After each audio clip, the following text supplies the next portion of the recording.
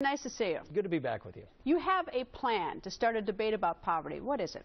Well, first of all, I think hardworking taxpayers deserve a government that responds to them, that works for them, and they're not getting it.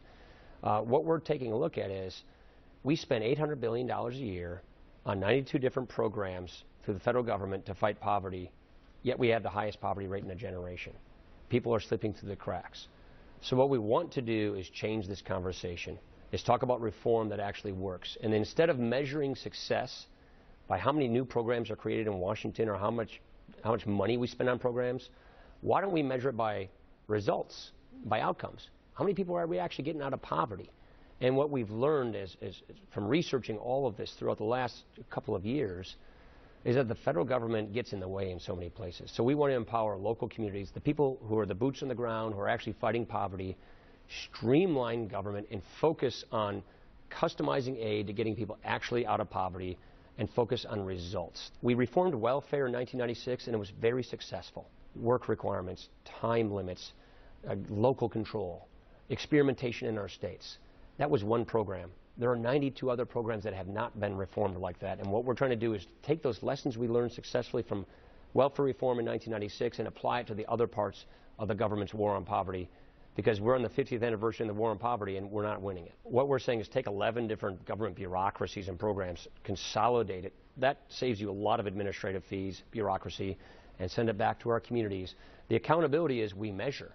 We measure and we publish results, and you have transparency. You see where the dollars are going, and you see what the results are. That's where I wonder, who's doing that? Yeah. So we propose an independent third party does this. That could be the bureaucracy. It could be a private sector firm. It's whatever the state decides to do. So you don't have the government measuring itself. You don't have the provider, Catholic Charities or Lutheran Social Services or a state agency or a for-profit group like America Works, which has been very successful. Don't have them measure themselves. An independent third party does the measuring so that we as taxpayers see how our dollars are being spent and we see the results of these programs and we go where the results take us. I would be all in favor of the federal government doing all of this if it reflected success. Totally. I mean, I'm just looking for success. That's not working, and it seems to me I'm now sort of fixated on that we can't manage these things on such big levels. Just look at our home state. You live in Appleton. You're from Appleton. I live in Janesville, and we have Milwaukee and Madison in between.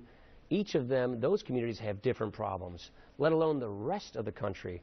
And we should have Washington dictate how these local communities solve these problems. Well, each community is unique for whatever reason. And so I guess I go back to the whole idea is that the other side of the aisle does object to these block grants, and they're going to say to you that your proposal is just a new code word for block grants. Yeah, I'm used to getting partisan labels or getting partisan slings and arrows thrown my direction. That doesn't really bother me. That comes with the territory of breaking up the status quo, with offering different new ideas. That's fine. Let's get to a conversation of what's your better idea. Everybody has a different situation in poverty. You know, it's not just some monolithic problem where everybody's the same. People have different needs. People have different problems.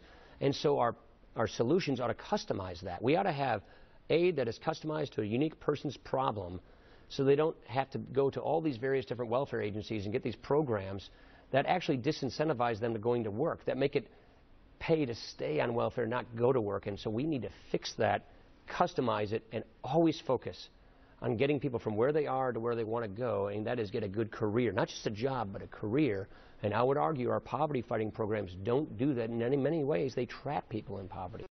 This is unveiled today. Have you gone over this with Speaker Boehner? I have not. Yeah.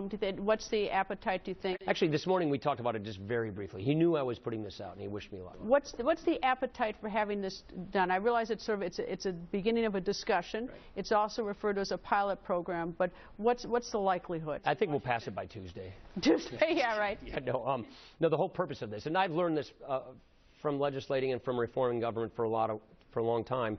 You've got to start with ideas. You've got to begin the discussion so that you can get to consensus to actually affect change. And so that's what we're doing here is we're starting the conversation. We're adding some innovative ideas to the debate on how best to fight poverty more effectively so that we can have this conversation and get consensus and actually affect change. That takes time.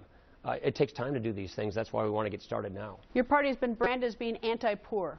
I think that's people who basically want to stick with the status quo or want to have a partisan gain who say things like that. Tough, this poverty in this country, isn't it? I mean, it's gotten, you know, it's tough. So many Americans, but it's sure it is. I mean, if we accept the status quo as unreformable, give up then. I mean, if you want to serve people in Congress and you think that you can't solve a problem that's a problem in our communities, you shouldn't be in Congress. So the way I look at this is I look at the condition of the poor and I see opportunity. I see potential. I see people who could be fantastic contributors who need assistance from getting to where they are to where they want to be.